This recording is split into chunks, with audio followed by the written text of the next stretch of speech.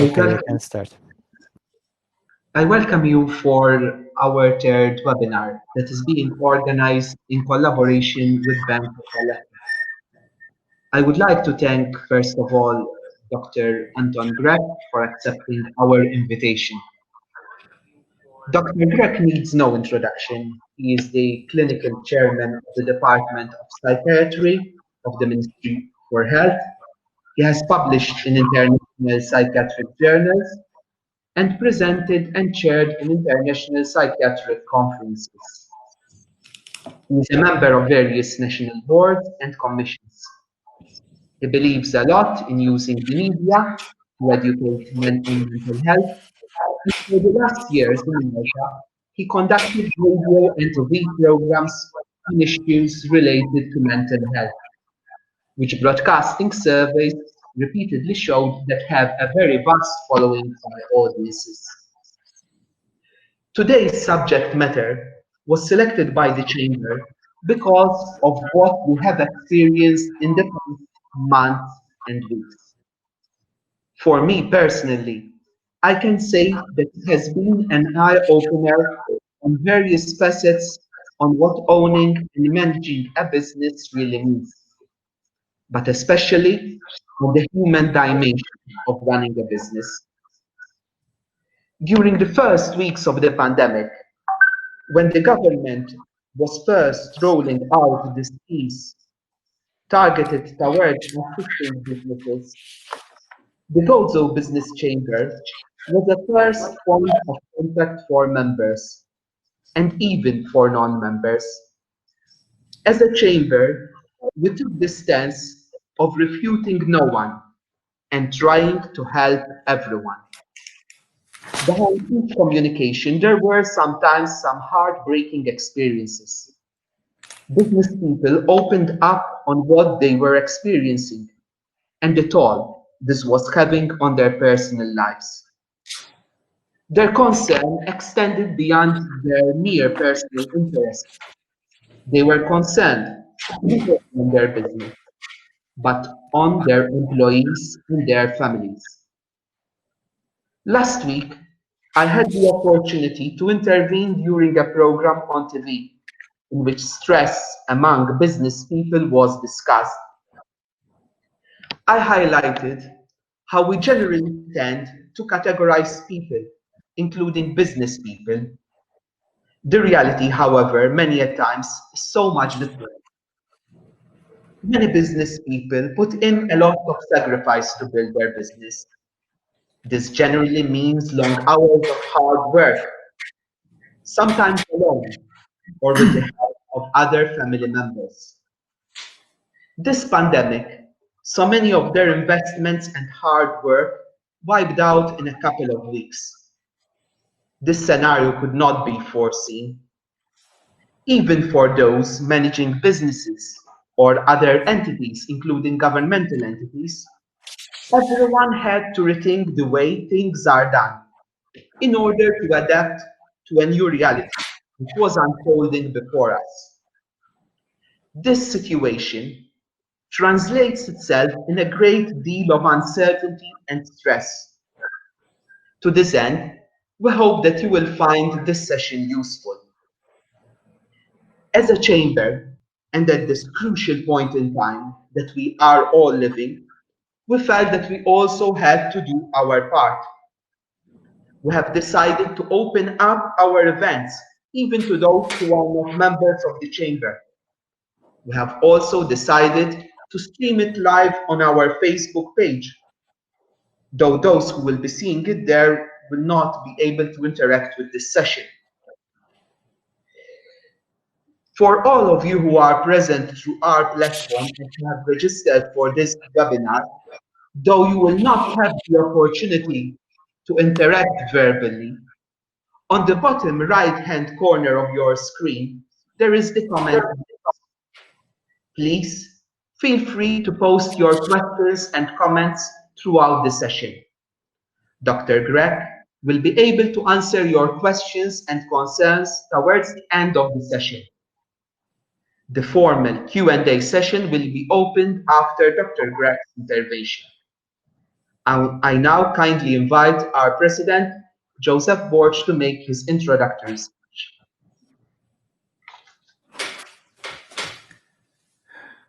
Good afternoon, ladies and gentlemen. This is the third time that I am welcoming you in these extraordinary times. Again, I have to thank you all for participating in this webinar, those that have registered and those who are following us on Facebook. The COVID-19 pandemic has wrought havoc in the businesses of our island, but we must see this pandemic as an opportunity rather than the disaster it is. Positivity should be the rule of the day. We will soon be welcoming Dr. Anton Grech, who will be leading us into this webinar by showing us how to deal with the stress that inevitably is attached to our leadership roles in these difficult times.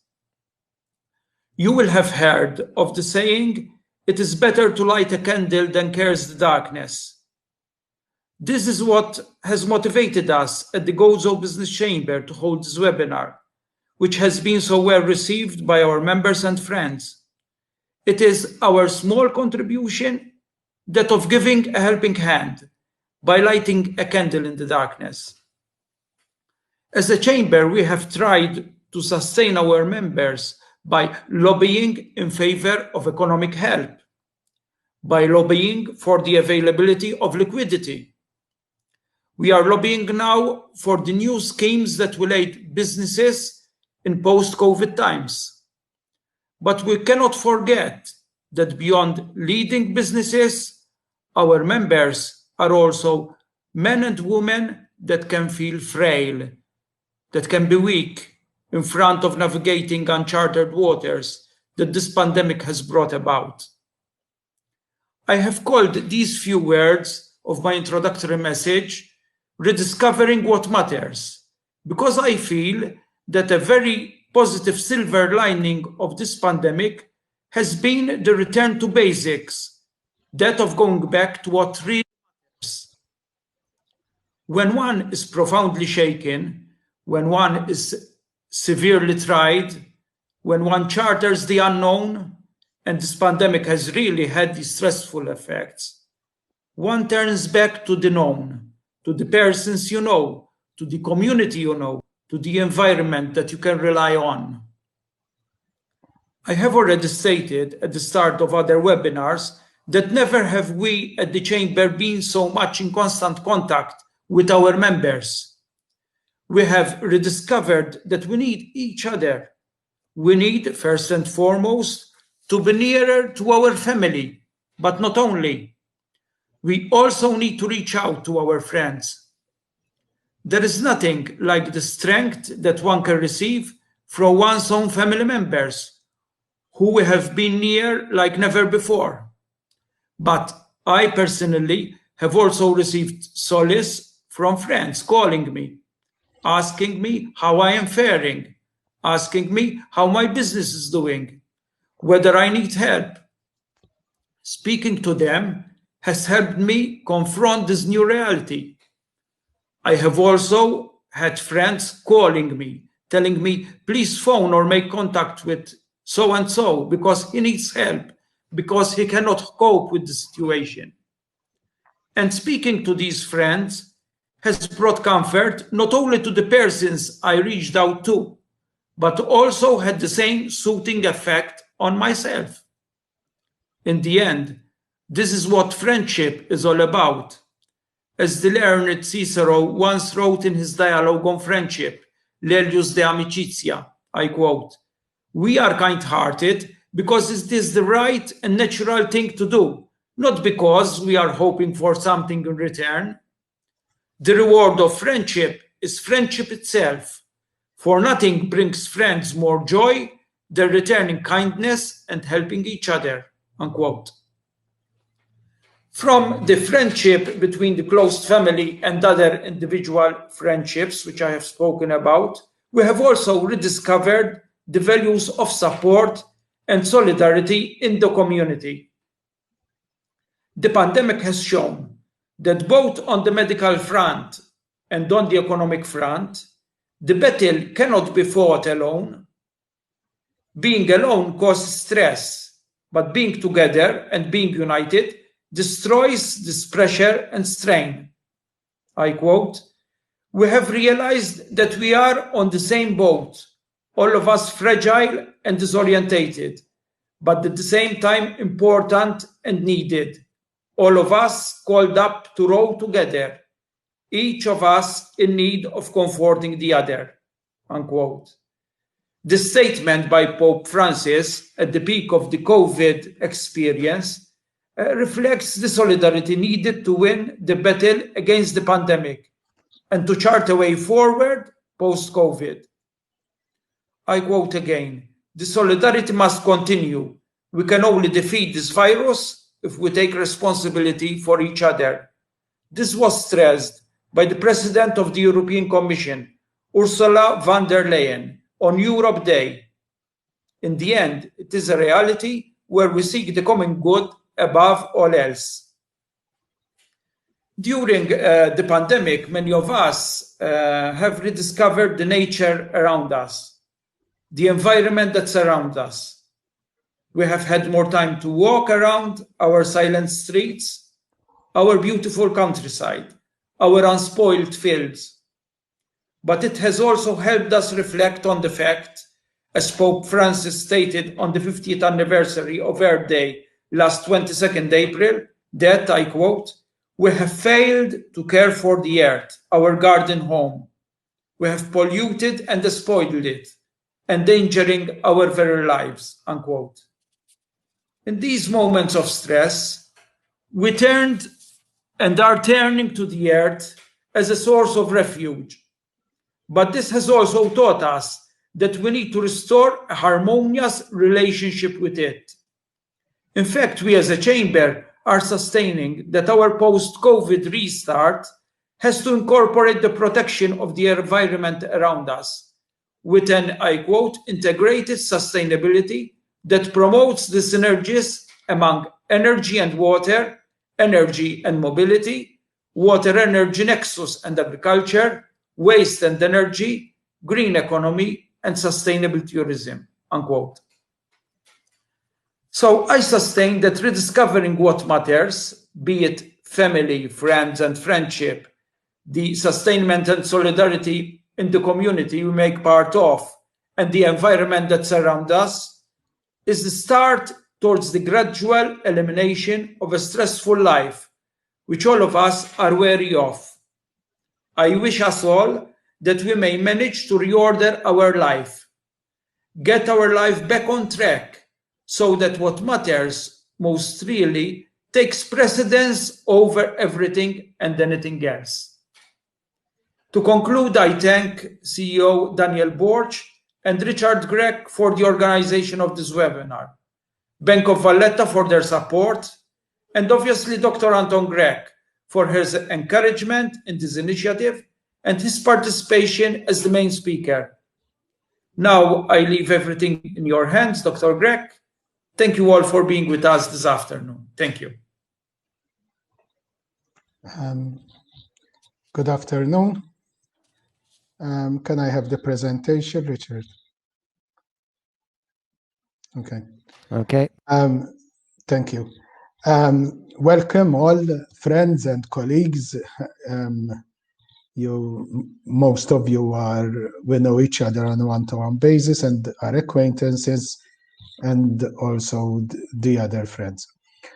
What I'm going to talk about is about stress and its management, and I wish to focus specifically on the particular challenges that these COVID times have brought with them. My presentation is going to be the first part. I wish to explain what stress is and what it does to the body, so that we know what we're talking about. Then its consequences, and to conclude, I think the main part is how to deal with stress. But I think it's very important that we understand what stress is before we start to talk about how to deal with it.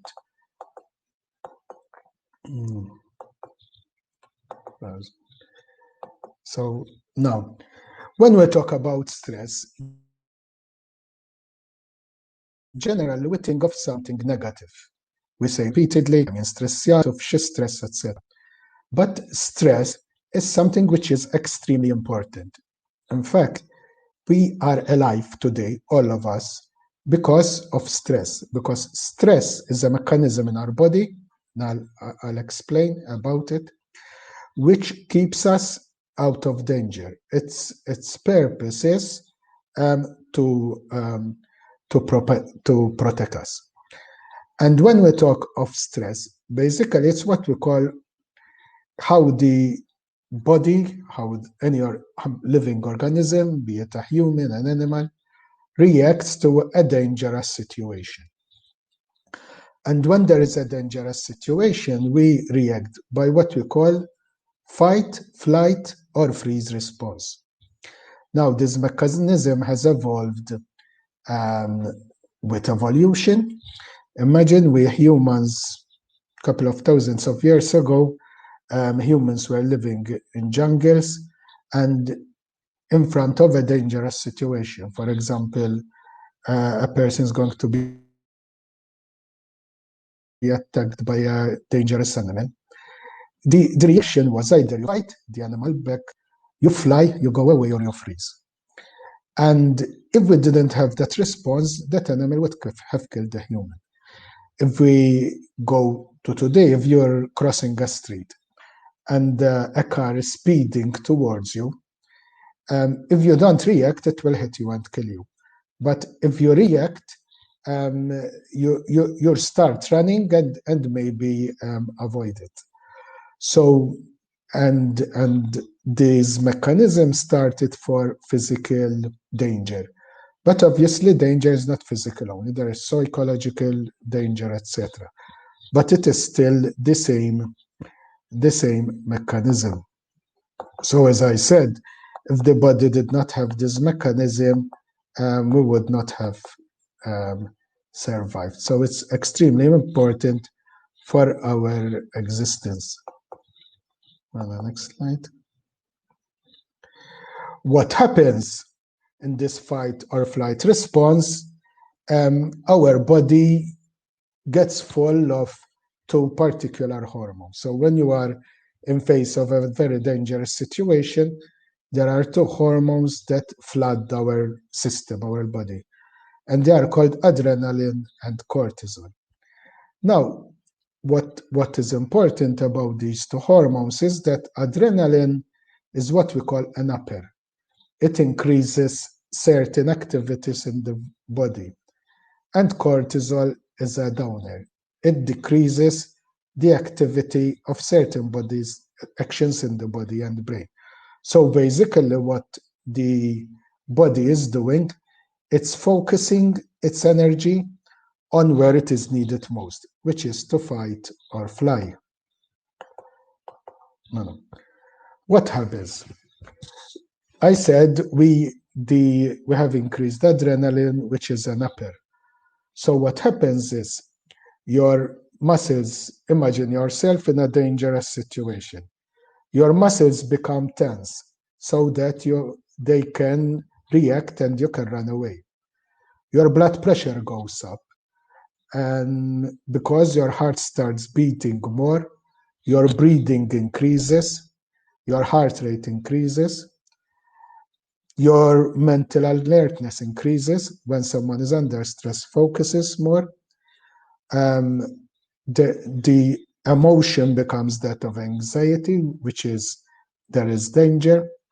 The blood sugar and the fats go up because they are a source of energy, and your metabolism goes up. So when you're in a stressful situation, your muscles become tense, your heart starts beating a lot, you start to breathe more, you become more focused, and your blood sugar and fat levels go up, and your metabolism starts working more.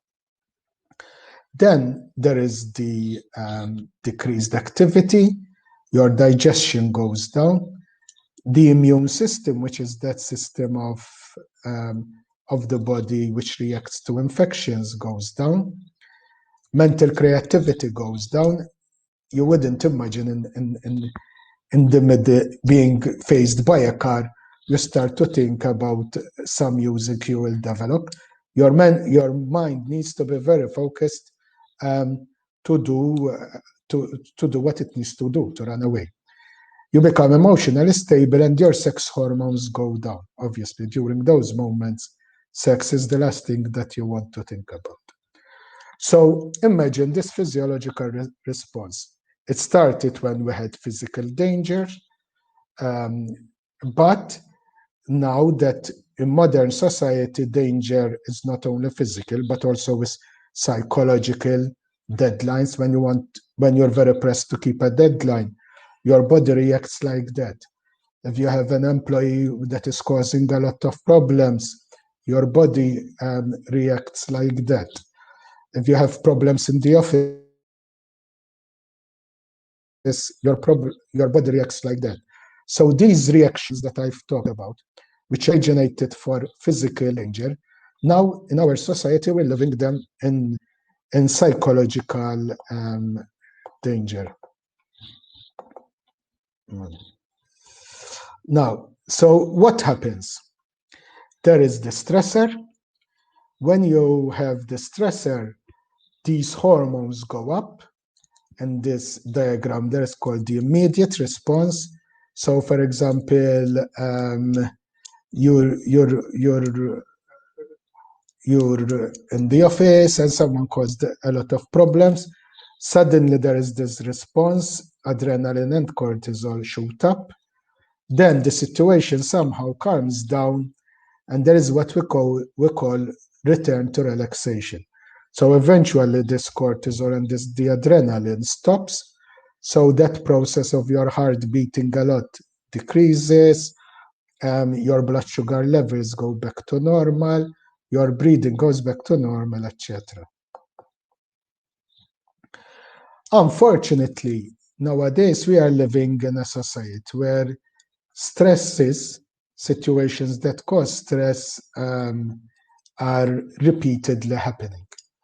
So as you can see in this diagram, first there is the immediate response. And while the body is relaxing, there is another stressor which happens before you go back to baseline. And this goes on and on and on. And each time the body is using its resources, its hormones, and its resources a lot, to the extent where you can reach a state where your body does not have any more resources.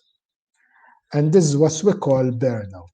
And this is what we want to avoid. And all the scope of this talk is to help people to avoid burnout, especially in this particularly challenging time. What happens in burnout? In burnout, what happens is that there are repeatedly stressful events. The body each time reacts to these stressful events, each time uses its resources, but when it reaches a state when it has no more resources, you have no more extra sugar in your body, hormones are burnt out, etc. And you end up when your health system, your body literally collapses. And when you say our health system, it means mentally, physically, etc. In severe cases, it can lead to depression. Now, this is a quote that I like, in the sense that it is a big eye-opener. And I remember when I read it the first time, I also applied it to my life, and it really hit me. Because we tend to think that burnout is an illness of the weak. We tend to think if people are psychologically weak and they don't have resources and they give up easily, we tend to think that these people tend to have the burnout. But unfortunately, it's not the case. Burnout is the curse of the strong. Let me read it. Strong people go on and on, constantly striving, way beyond the point that the body is designed for. Eventually, the wheels begin to fall off and symptoms appear. Yet those who are strong can't stop. They keep on going until eventually the fuse blows and they are in crisis. Basically, if someone is weak, let's say someone opens a business and unfortunately after 3 months with this business opening, he sees that sales aren't great and that he better close shop. And he closes shop. He feels sad because he did not manage, and it stops there. Imagine that you have another person who has a very, very strong character, very strong personality, and he opens the same type of business. If after 3 months the business is not doing well because he is strong, he does not close the business, but he continues on trying to do new things,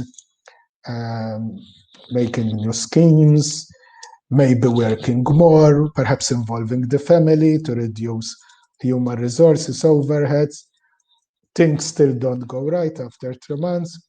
Then he does something else and he goes on and on and on because he is strong. But he can reach a point where psychologically and physically he cannot continue, and that's where burnout hits. Now, if he were not that strong, he would have closed the business months before. But since he is strong, he continued going on and on. And these are the people who will suffer of burnout.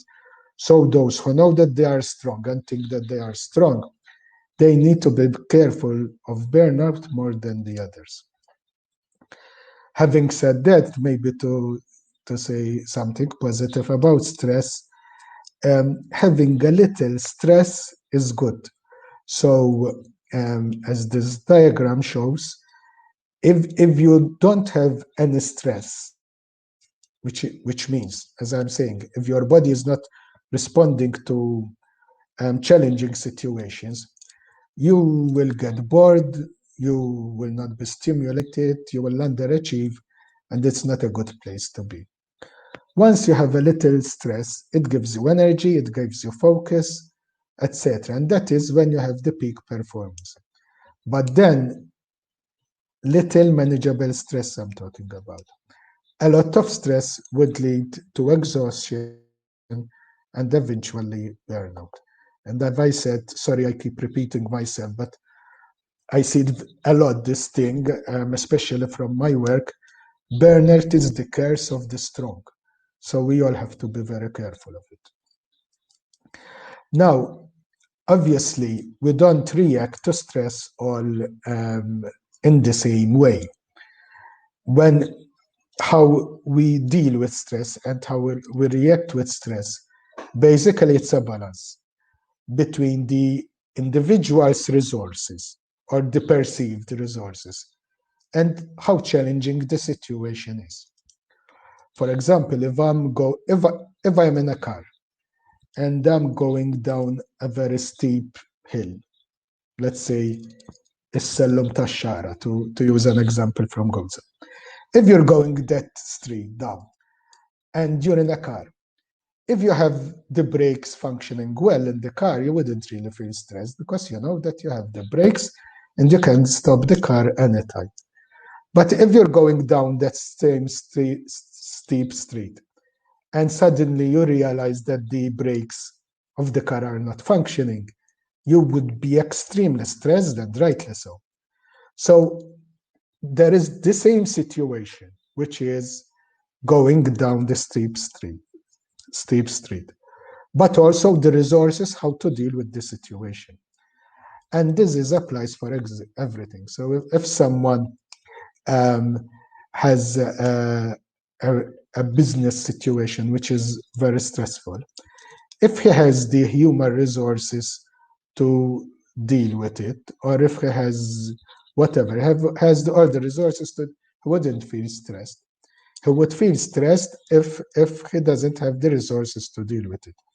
And when I say resources, it is not only money and financial resources, but there are other types of resources like social networks, individuals' health, personality, etc.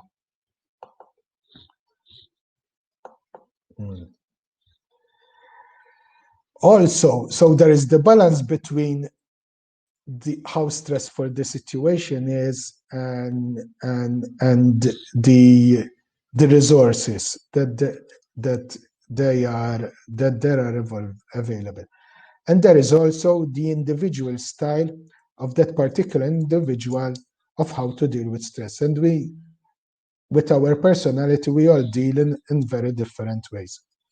For example, when people feel stressed, some people tend to withdraw in themselves when they're under pressures. They do the opposite. There are certain individuals, when they're under stress, they become very aggressive and they shout at others. To the same way, some people react to stress. They are very calm. They don't do anything. And also, because not everything is negative in life, some people, and maybe some of you, and I'm sure that some of you, get their energy out of stress, out of challenging situations. Some people tell you, if I don't have any problems to face, I tend to feel bored and I will not be happy. But if give me a problem, give me a situation, and I will deal with it. Now, let's focus on us as human beings. How would you realize that you are in a situation when you're having this repeated stress I'm talking about, and you're to the point of burnout? You need to be careful. And there are mental changes in behavior, and emotional changes. The first mental changes is if we're into this state, we tend to lose our focusing and memory capabilities. And we'll find it more difficult to take decisions. I'm sure we all have passed through periods when you realize that you're in a period of stress and you don't remember things as before. You find it very difficult to concentrate, to take a decision. It takes you longer because you lose a little the self-confidence, etc. So these are the mental signs that show you that you're close to burnout. When you say in terms of behavior, our eating habits tend to change. And there are two extremes. Some people, when they are close to burnout, they lose their appetite completely. They stop eating. Others do the other way around. They do what we call comfort eating. They tend to eat a lot and lot to feel better. And the same happens to sleep. Some people, when they are under stress, they start to suffer from what we call insomnia. They find it very difficult to sleep. And others have the opposite. They tend to sleep a lot, but then they cannot wake up in the morning, or when they wake up, they find it very difficult to start the day and they don't feel refreshed. So generally, we have persons who lose their appetite or decreased appetite and start finding it very difficult to sleep.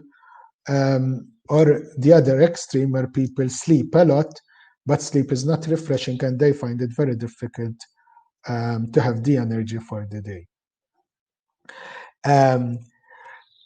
There is this tendency that, for example, people who smoke, or people who take drugs recreationally, or people who drink alcohol, they increase a lot this consumption as a way of coping. So if someone is finding himself drinking a lot of alcohol compared to before, one needs to be careful. In fact, I must say, from what I'm seeing in my clinical work, the consumption of maladaptive use of alcohol in the last weeks has increased a lot. Some people have what we call a tic, or things we tend to do when we are very nervous, and they tend to increase.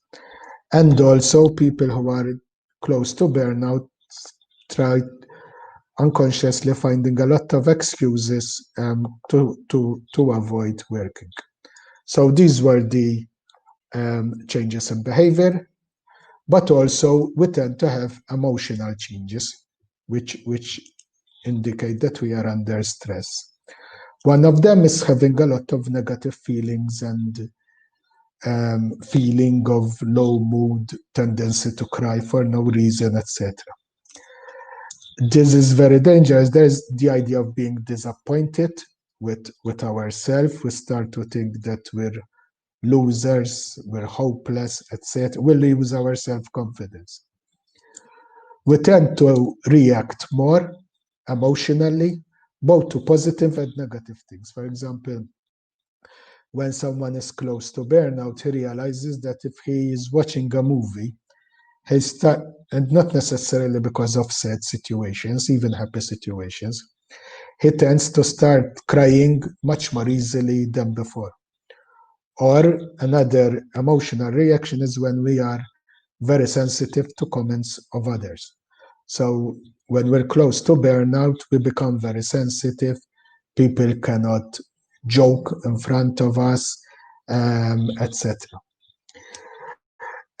We tend to withdraw as individuals when we're under stress. We tend to start cutting our social contacts.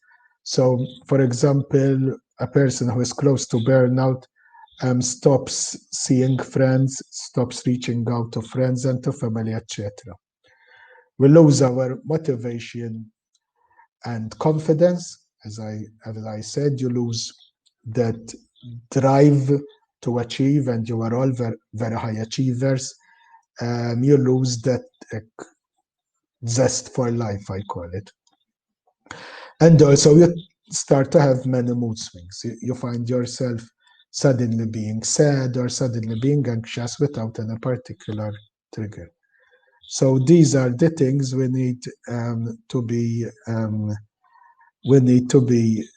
careful about.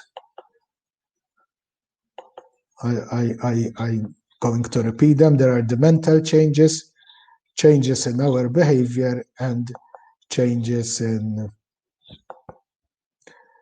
our emotions.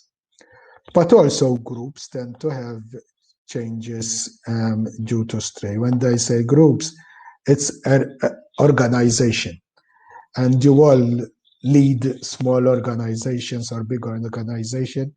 So, for example, when you have a group which has a lot of stress in the group, you tend to start having a lot of dissatisfaction of staff.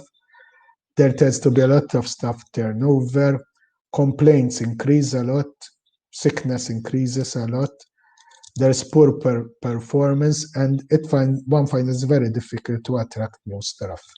So these are all indications that the stress is not only individual, but also in the organization. Now, when you are in a leading position and you are under stress, you have these symptoms I already talked about, which happen in everyone. But there are also certain types of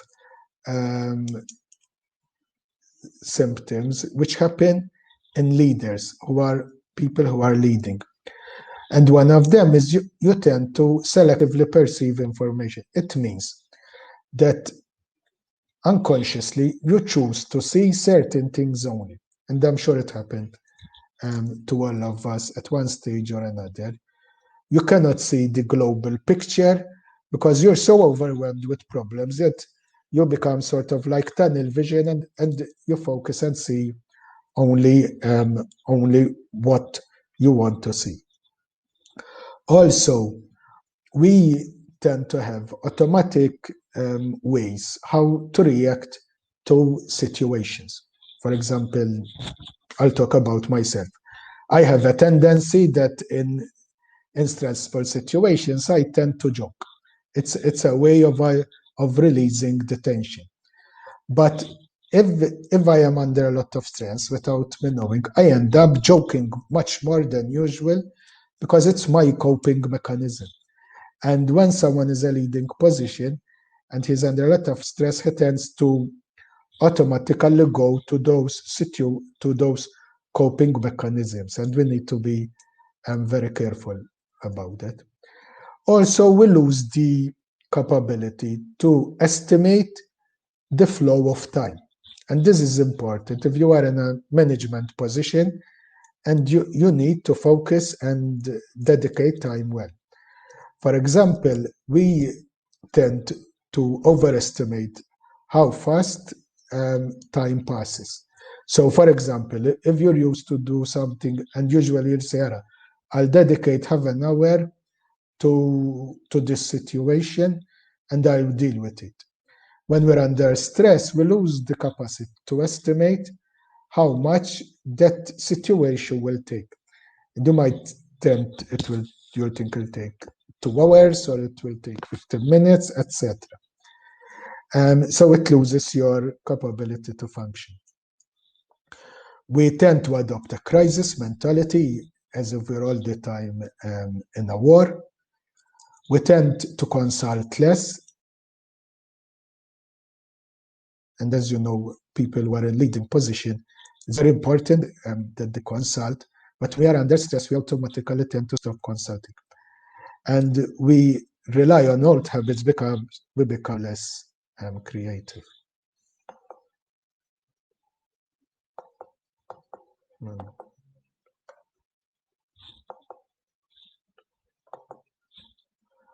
Now, I'm not going to elaborate a lot on this, but stress promotes not only psychological illness, burnout, and which can lead to depression, but also it promotes physical illness, and I wish to emphasize this. It has what's we call direct effect, like it raises blood pressure, and what's very, very important, it impairs the immune system, and the immune system is our system that fights against cancer, against infections, etc. But it also affects indirectly by, if we are under stress, the positive behaviors we use, like healthy diet, sleeping well, etc., decreases, and negative behavior, as I mentioned, alcohol before and smoking, it tends to increase.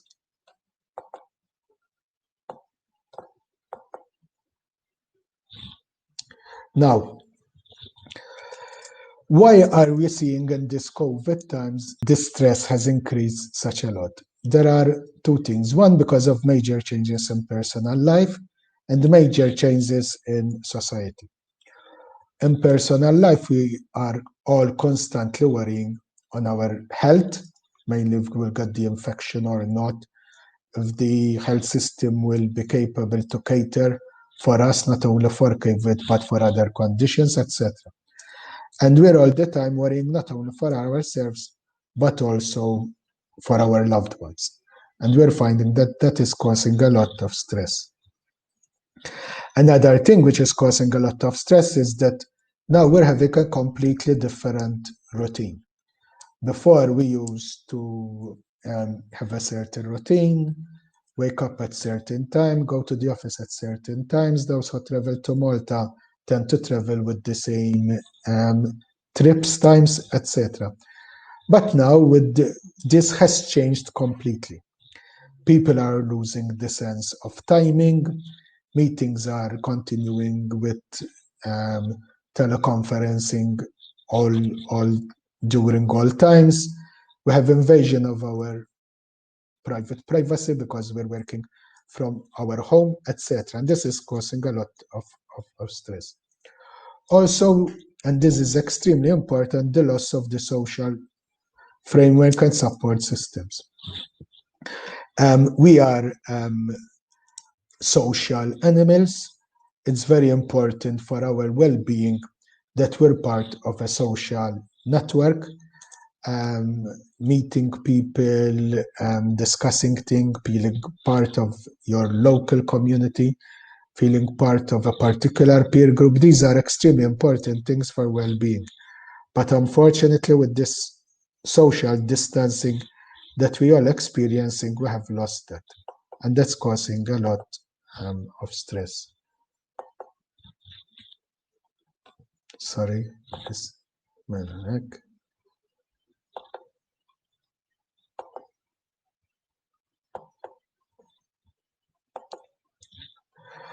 Now, as I said, there are not only personal changes, but also changes in society as a whole.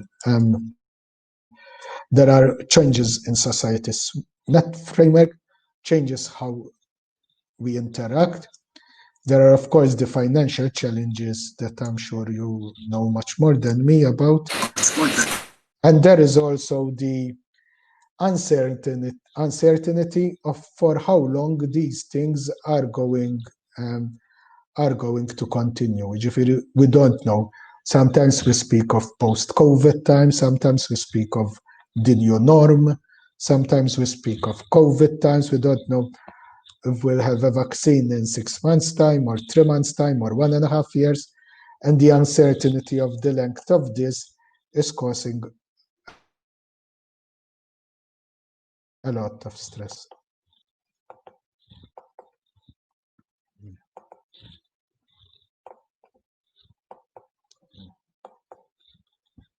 Now, we need to, stress is there. We know that it will continue to be there in all our life, not only in COVID times, but we need to find ways how to reduce stress. And as an organization, there's what's called stress management. We need to decrease stress at all levels. But I'm going, in the concluding part, speak about how we as individuals can decrease the stress. And when we speak, when we talk about stress, there are three major ways, three major columns how one can decrease the stress. First of all, eliminate the stressor. Now, that would be nice. It's a dream word, but sometimes we are in situations where we can eliminate the stressor. But in definitely, I cannot tell you eliminate COVID and the results that there are because of it. Another thing is develop resiliency, which is make ourselves how to be able to cope more with stress, and I'll elaborate about it a little further. And there is the last thing, which is cope temporarily with stress. Now, this causes a lot of debate in psychology. And when we say cope temporarily with stress means find ways how you temporarily forget about the situation and what's happening around you.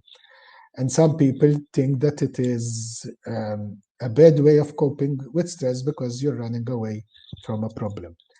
But I tend not to agree with that.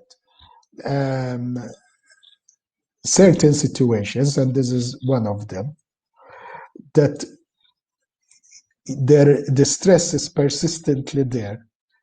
You just cannot continuously ruminate and think and worry and try to find solution day in, day out, 24/7. It's impossible because it will lead you to burnout. So it's very important that every day you have moments where you can help your brain forget about the situation and do something else. It's not running away, but if you remember the initial slides I gave, is when you have stress, the body reacts and then you need to go back to relaxation phase.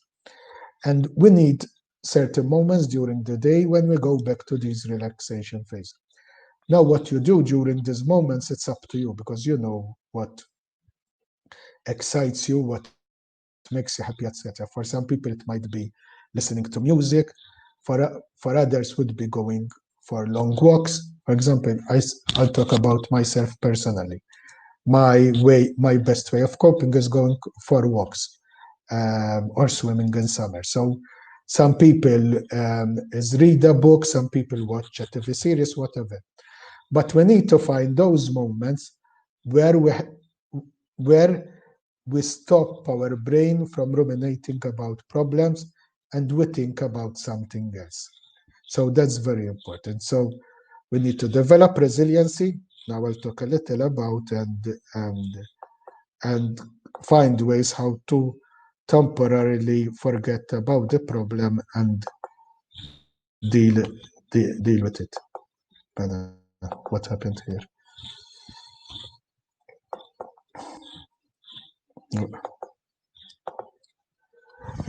When we talk about resilience, it's how we tend to make ourselves stronger, how to cope with stress. Is you need to think on three pillars. There's the physical resilience, there's the psychological resilience, and there's the social resilience. The physical resilience basically means that we try to be as physically healthy as possible. So it's very important all our life, but more so during times of stress, that we do exercise, we eat well, we rest, we have good cardiovascular health, good blood pressure control, etc. When we talk about psychological resilience, mainly it is we need to develop what we call is called hardness. Try not to let situations affect you psychologically. Another way is to have a philosophical approach towards life. Then there was called social resilience, and this is extremely important.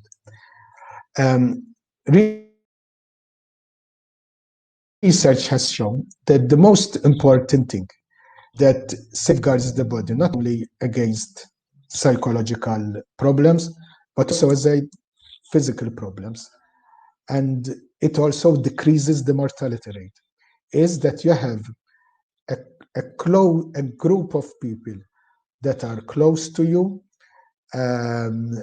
We call them significant others, who help you to be yourself. We all have those 4 or 5 individuals, could be family, could be friends, where you can be really yourself, where you can let your guard down, open your heart, and talk about problems, feel that you're not going to be judged, etc. And during these times, these important networks, because of the social distancing, those who are not immediate family, we are losing them.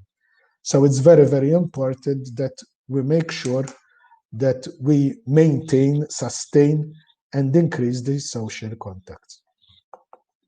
My last slide before I start answering the questions is that we're finding that for these COVID times, particularly COVID times, to help us cope, we need to reframe the situation.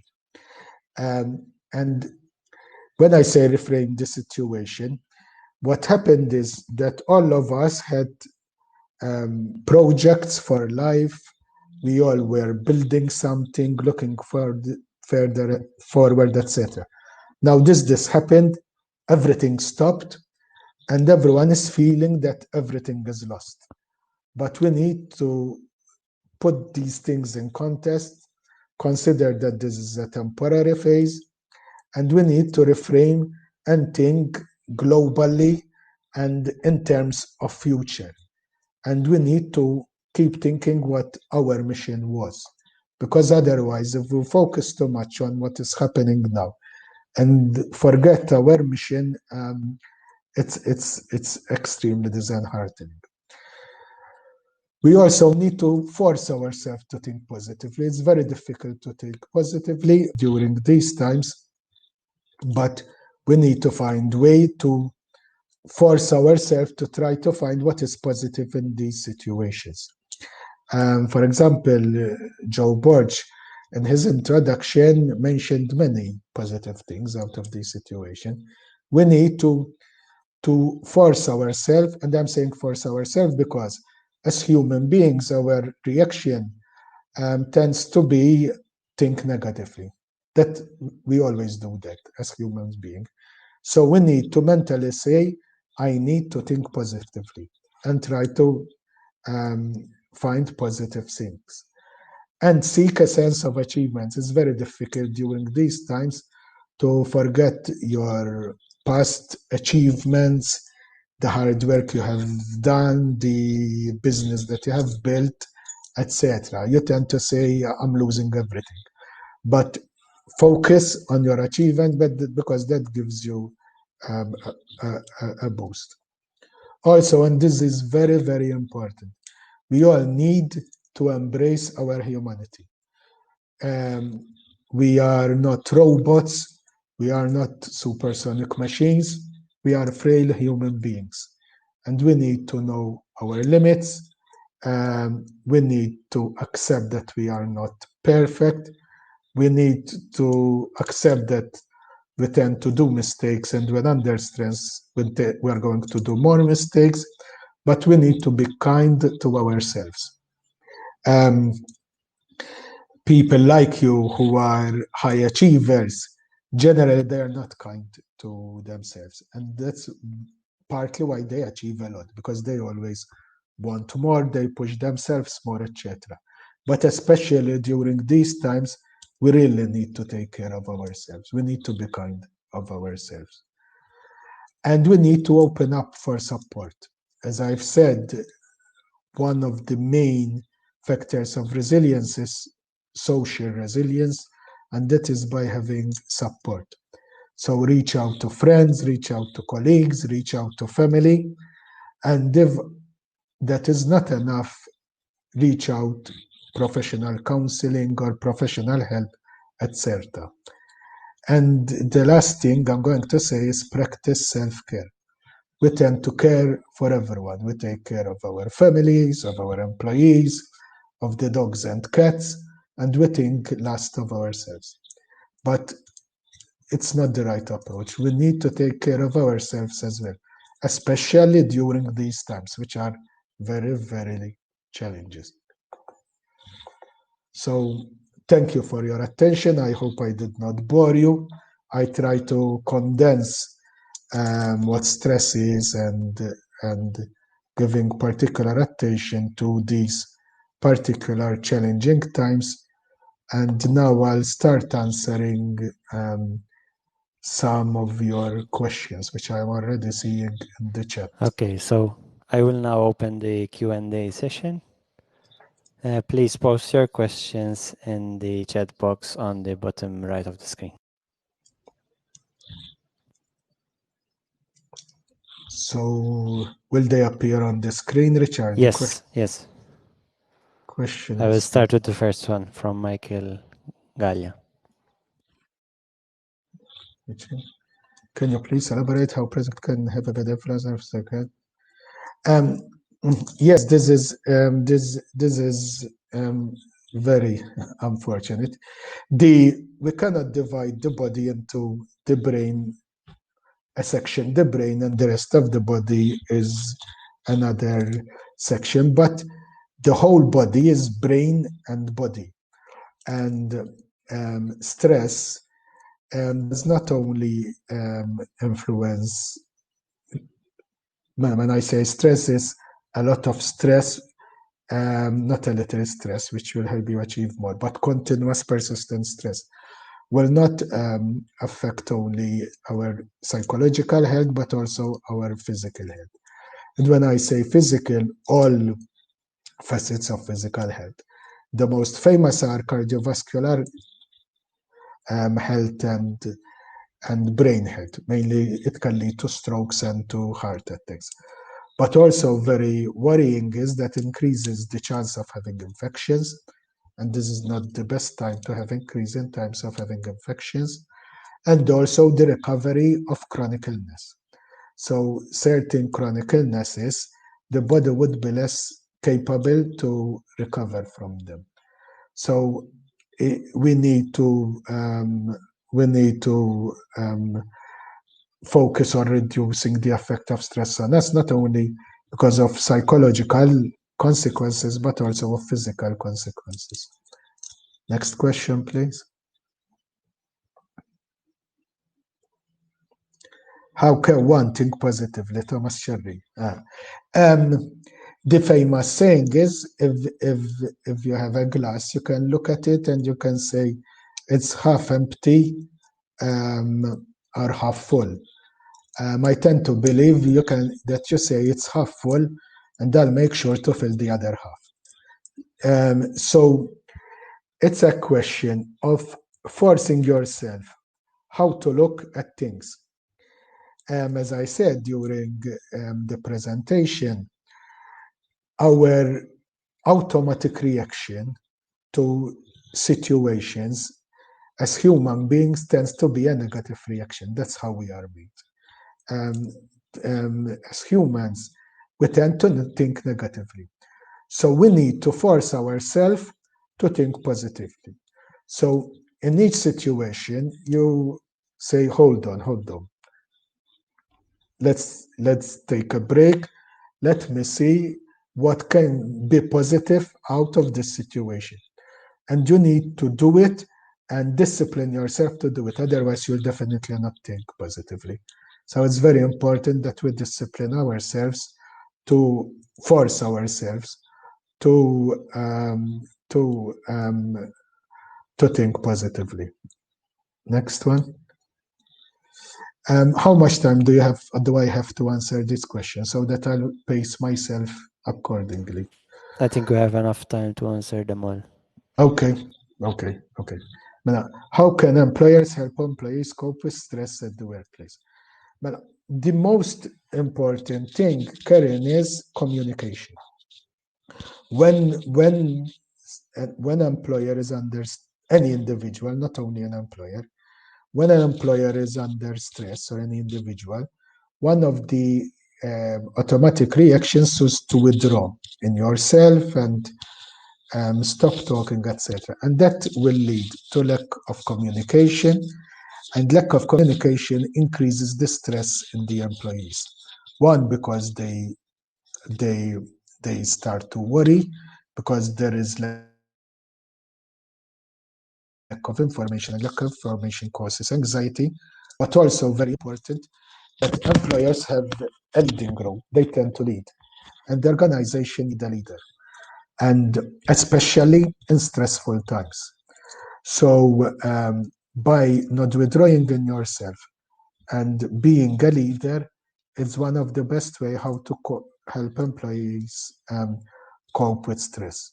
Also, you need to give them the space to use personal coping mechanisms. So if employees are working at home only, like many now are doing, you need to respect that it is home, and that there is you must not invade their personal time. If they need incentives to help them cope with stress, you help them. But mainly is by providing leadership and not withdrawing in yourself. Next question. Edward Cherry, Verentex. You have mentioned temporary measures to forgetting. Could this just be running away from a problem? Thank you. No, Edward. It's actually many think that way, and there are even psychologists that think that way. I am a firm believer, and I believe very strongly, that temporary measures are very, very important. Basically, the answer is in those diagrams that I gave when we started the talk, is that the body physically, when I say physically, both the brain and the heart and the lungs and everything, cannot cope with being as if a car on first gear all the time, day in, day out, day in, day out, all the time. The body needs to rest so that it recharges itself, and the hormones start their production. You have good cardiovascular, etc. And this is done by resting. Now, when you are in a situation like we are now, when it's constantly under pressure and you cannot eliminate the pressure, the only way you can do is you find pockets of time where you run away from that situation. And that is a very important coping mechanism. Next slide. Question. You mentioned hardiness and philosophical approach towards life. Could you elaborate a bit more on this? Basically, what hardiness is, when we are faced with situations, we by hardiness will not let it influence us that much. And a way of doing it, for example, is not taking things personal. And that's what I mentioned, philosophical approach towards life. For example, if your employees start attacking you because we are under stress, you're making us work a lot. And it is usually it's because of your position, not of you personally. If instead of Anton Grech in that position, there was Chikumalia or whatever, they would do the same. So in that situation, I will not say they are attacking Anton, but they are doing that because they are angry with the situation. And a philosophical approach to life is that you, in those situations, you step a step back, and you try to not personalize things and think about the situation in a logical and emotional way. And that is what I mean, philosophical approach to life. Next question.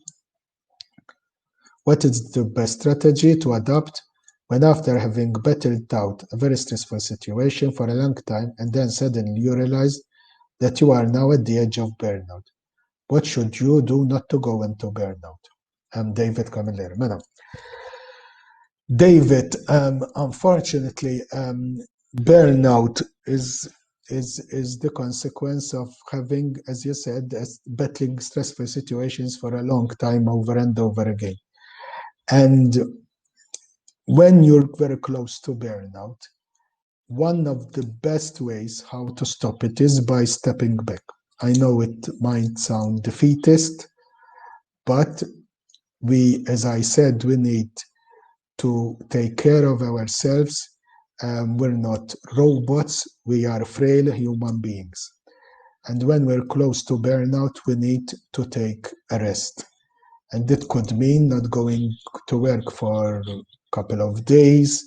It could mean not being in contact with colleagues, let someone be in charge instead of you for some days, etc. To give yourself to have energy again. And that's why I go back to the question that I think Edward Cherry asked me. If you do this regularly, it would mean you're running away from a problem. You need to do it, that you need to be cut off from the situation and the stressful situation and work for some time regularly, exactly to avoid having to do it once burnout comes. So it's very important that not to go into burnout. You give time for your body, both physically and mentally, to take rest and get its energy again. Next question. Best methods to reduce stress in group scenarios. In group scenarios, the most important thing is effective, clear communication. One of the main things which causes stress in groups is when people don't know their role and their situation. And you need to be very careful not to give double messages. So effective communication to everyone is one of the main things to reduce stress in groups. Also, what helps is that, similar to the way I said that as individuals, we need to find time so that we will get our energy back. Even in groups, it's very important that you do it. So as groups, it's important that one organizes time where the workforce are together, not working. And that, because that keeps the balance on a human level again. Next question. That's it for the questions so far. So if you have any last questions, please post them now. And in the meantime, Seeing another one, can you provide some? There is one okay. By Stephen Lowell. I'm seeing another question. Yes, okay. You're right.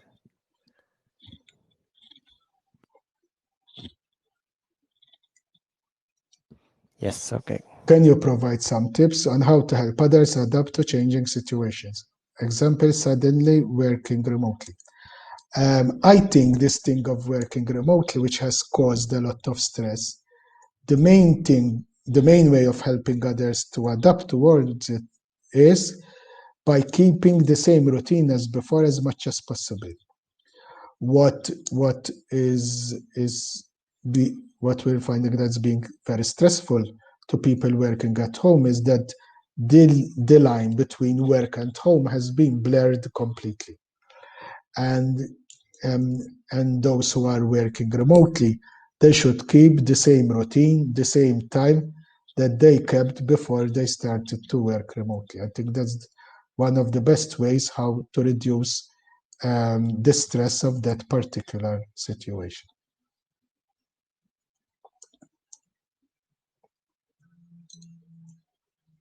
Thank you, Dr. Anton Grech, for your informative presentation and talk. I now invite Daniel Borch, CEO of Gozo Business Chamber, to close this webinar. Okay. I would like to thank you all for accepting our invitation to join us today, to those who registered for the webinar, to those who followed on our Facebook pages.